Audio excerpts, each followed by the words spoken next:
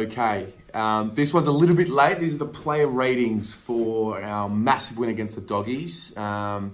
Was not in an area internet-wise to get this upload done in time. So there's a little bit of a delay, but appreciate your patience and those who reached out and asked about the ratings. Good to get one. It's good to get it over the line. So yeah, obviously, it's as good as it gets. A win like that, just long overdue for us. We just needed to get a win. Paul Roos talked about it a lot throughout the week and even on the couch on Monday. It's just you needed to get this win. You need to get these wins along the way in the process. And it was just really good that we were able to do so. And I don't want this to end. I don't want this to end one bit. I want to be able to carry on like this for a while. And look, we're just going to have to win more games, and we're going to have to continue the good feeling and the good feeling of the progress with the boys getting wins on the board. So, with that being said, let's go through and give these players some ratings. I've had a chance to look at the game again, and I think I like this format better. Instead of giving ratings straight away, I think I like to do the live match day experience and then have some time to think about it, even get a chance to watch the game before putting in player ratings. So starting in our back line as it was named, so Nick Newman, Liam Jones and Lockie Plowman. Nick Newman, again, very solid. He's just such a solid contributor, does his job. Again, spoke about it last week. Don't need him to be a star, just need him to play his role, and he does that really well. He's a veteran in there. He's a guy that, he has the ball in his hand and he's going to make a good decision. There was a few kicks inboard as well, which I like to see from him. He was, ready, willing, and able to go inboard with the kick and really open up the play for us. So I'm going to give him an 8. Liam Jones was fantastic. He didn't have to do a lot in the first half, to be fair. I remember looking at the stats for him, obviously, don't play a massive role, but he was statless, I think, up until halfway through the second quarter. And, when the ball was in his area, he just, nullified it, dominated, thought it was fantastic as a fullback. And he's had a really good start to the season. So I'm going to give him a 9. Lockie Plowman, he was under the fire last week. I pointed out his poor effort against the Suns in that dying moment. There were a lot of poor efforts, but it was his that really hurt because, he just hadn't been performing so well. He sort of stagnated, and there was a bit of a, it was a question mark over him and, what he wanted to do and did he have a desire. But, you've got to give credit where it's due. And I thought he was absolutely outstanding against the Dogs. So I'm going to give him a 9 as well. If you look at his stats, and again, he's not a player where we look at his stats, but he's had the 22 touches and he's taken the 8 marks. So he was getting around the ground. His body positioning was better. Still room for improvement, but his attack on the ball was what I was really pleased to see. So, yeah, well done, Lockie Plowman, and hopefully there's more of that to come. So on that half back line, Simo, Wiedering and Marchbank. Simo was much better this week. He had the 20 touches this week, and I think what's starting to happen, we're not sure, but I think, we're sort of starting to see a bit of a downward trend in Simo's overall game.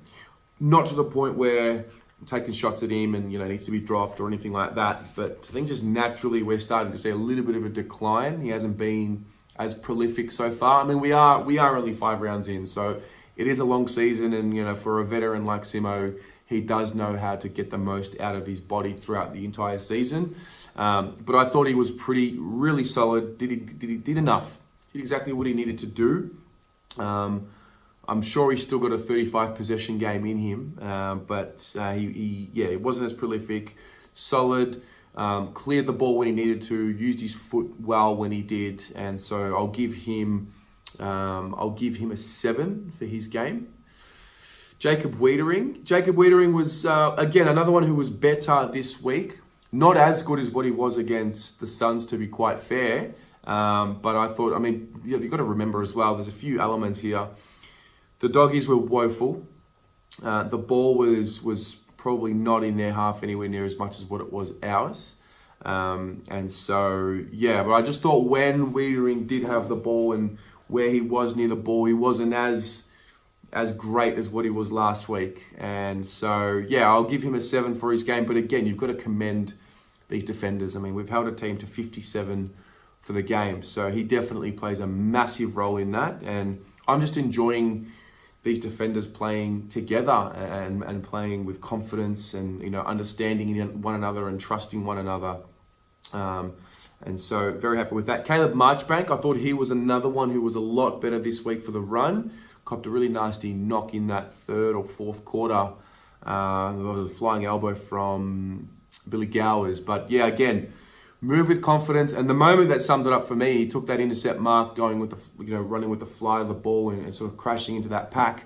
That's Caleb Marchbank personified right there. His ability to read the play, his ability to mark overhead, is something we've sorely missed. And his ability to engage with his opponent before the ball comes to the drop zone is something that he's really good at. So yeah, I thought he was really, really solid. I'll give him an 8.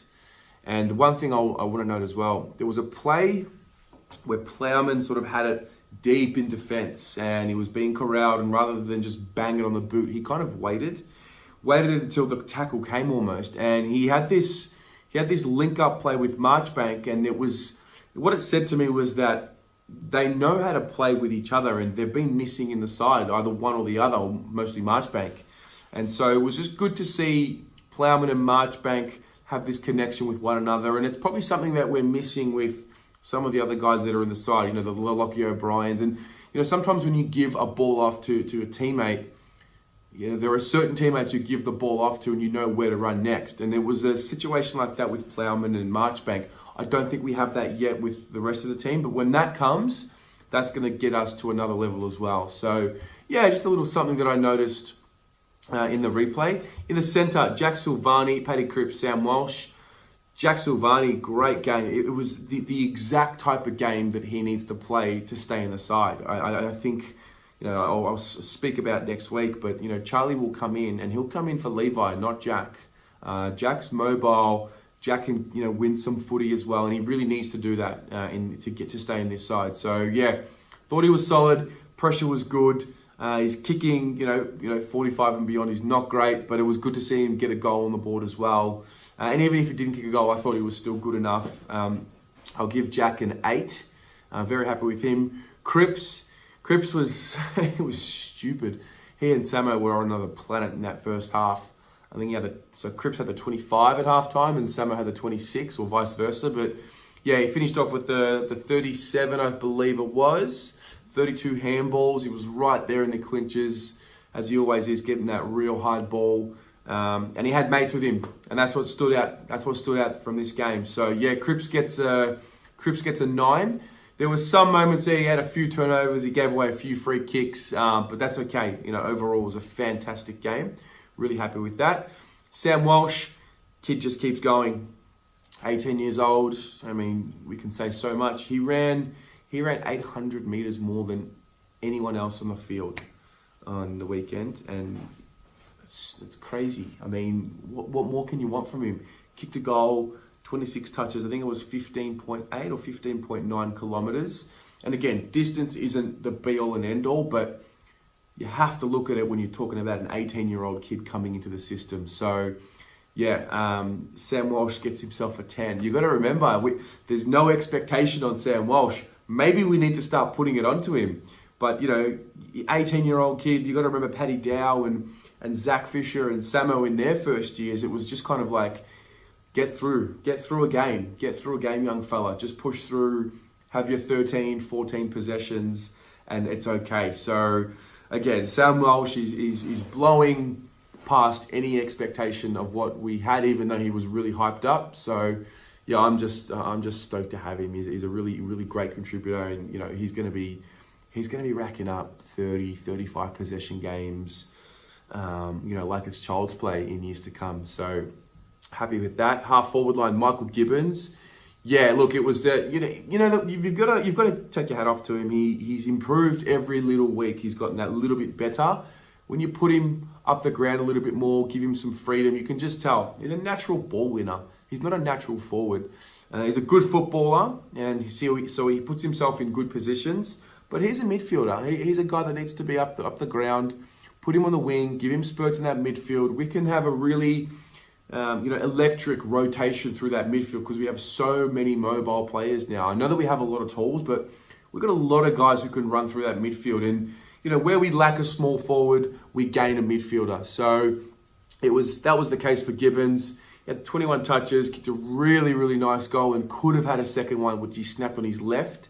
But it was fantastic to see him perform and keep himself in the side. So keep himself in the Carlton side and keep himself in my super coach team. So he'll be sitting on the bench generating cash for a few more weeks now. So I'll give Gibbons him a 9 for his game. Again, matching expectation with output. Matty Cruiser. So good to have him back in the side. Seriously. Spoke a lot about it in the preview. You cannot underestimate what he does to this team. I know he plays 14 or 15 games a year on average or whatever it is, but he's just a no nonsense, do the hard work, support your teammates. He's just a guy, I'd love to play with Matty Cruiser. I reckon he'd be great as a midfielder. You'd love to have him in your side. He puts a block on, does all those sorts of things. His connection with Cripps in the tap to Cripps. The taps to Cripps, are great. He has that connection with them. So yeah, I thought he was solid. He's only going to get better, for the run. And kudos to the club for the way that we managed him back into the side, giving him the game time that he needed, not forcing him back, being mindful of his injury history. So Cruiser for me gets a 9. Yeah, I really, really liked his game. Ed Curnow. He wasn't as prolific, and he's had the 16 touches. He wasn't bad. I feel like Ed's going to become one of these guys who, when we get Walsh, Fisher, Dower, Petrescu, Seaton, and then Stocker. If Stocker can come up, and Cunningham as well, these kids who have got really, really good talent are going to be putting the selectors in a situation where they've got to start thinking about, is Ed Curnow good enough to stay on the side? And it's going to be one of those good problems to have. You've got situations like Lockie O'Brien, who, for the most part will play in the VFL this year because we've got great players and better players on the side. And I think Ed Curnow's going to fall into that category. This is not a knock on Ed Curnow at all. It's just a natural sort of evolution of the club and the list and where we're at. So, if he has games like he's had the 25 possession, 12 mark game in round 1, kick 4 goals against Port Adelaide. He needs to really elevate his game. And the thing I'm thinking about is, does he have something else to add to his game? I'm not sure yet. So, yeah, but he's been a fantastic player for this football club. Love him, love what he's about. And so, yeah, he's just... I feel like he's in this phase now where he's got pressure for spots and he might need to look over his shoulder and play with a little bit more desperation and add something to his game in order to stay in the side. So yeah, I'll give him a 6 for his game. I didn't think he was fantastic, but yeah, that's how I saw his game. Not as prolific. In the forward line, got Samo. Well, that's a straight 10. That is as good as it gets from Sam Petrescu Seaton. He was unbelievable. He was, we talk about throughout this season, how do we get him to have 25 possessions a game? Because we know that when he has the ball, great things happen, and you just saw it. I mean, he had that 26 at half time. Crazy. I knew he could become a ball winner. I never really thought he could become like a 35 possession type player. And I'm not saying that this is going to be the norm, but yeah, if he can get to 25, 26 possessions a game, that's enough for me. Anything more than that, and then he starts going to, really elite level. And that was a really, really significant step up for anything he had done in his career. And to be fair, it was the best game in the number 5 jersey since Chris Judd played. So that's a big wrap, and I'm stoked with that. So he gets a 10. Mitch McGovern, he wasn't great. I'm going to give Mitch, him a 5 for his game. He wasn't great. He kicked his goal, but just want a little bit more. Look, the thing is, because I'm not at the game, maybe I wasn't seeing, the leadership on the field, because the forward structure was a lot better this week. And now, is Mitch the guy that is the general down there? I think he is. I would guess he is, being the experienced guy. And if that's the case, then I'm being a little bit harsh on him. So if I was at the game and I can see him directing and making sure everyone's in the right spots, then I would have given him a bigger rating. But because I'm not there, I might be missing that. So yeah, that's how I saw Mitch. Mark Murphy, really solid game. He had the 28 touches, kicked a really strong goal. Took the contact on for those dickheads who want to call him soft. He's had a really good few weeks now. The 29 possessions, 15 marks last week. Yeah, so he's building some nice form. And again, he's a veteran who knows how to get the most out of his season. He understands it's a marathon, not a sprint. And yeah, it's just good to see him playing good footy. Good to see him, in a win. He's one that's really been through some tough times with us, and he's been around for losses, quite a few of them, and dark times. And this is sort of his second rebuild, in a sense. We're coming from the bottom. So yeah, I thought Murph was great. I'm going to give him a 9 for his game. Followers: Harry Mackay, 10. Simple as that. Doesn't get any better than that. I mean, that's the full potential. You've got to go back and watch the miss, the point. If he kicks that goal, we are carrying on like pork chops about Harry Mackay. Buddy, the commentary was there. I was super impressed with Harry's game, and I didn't realize how athletic he was to be able to make that run. So yeah, that's a 10 out of 10 game for me. Simple as that. Paddy Dow. Yeah, look, he's had a solid game. He actually had a really good first half, and then he sort of died off a little bit in the second. He's just a kid learning his craft. He's 19 years old. He's getting through his second year. His kicking needs some work. His technique's a little bit off. I'm not sure what it is, but yeah, I thought he was. There were moments there where his kicking let him down. He doesn't have a left foot whatsoever, which is a little bit, look, it's something to work on, and I'm sure he will. But yeah, no left foot whatsoever, and sometimes he rushes his kicks on the right. So yeah, with fitness, his kicking will get better because he's obviously running and kicking under fatigue. So with that'll all come. But yeah, I'll give him a 6 for his game. Zach Fisher. I thought Zach Fisher worked his way into the game, which was pleasing to see in the end. I didn't think it could have been because Samo was so good in that first half that maybe Zach went a little unnoticed, but I thought he got better as the game went on, and finished off with a really solid impact. Even his possessions, I think he had the 28, kicked the goal as well.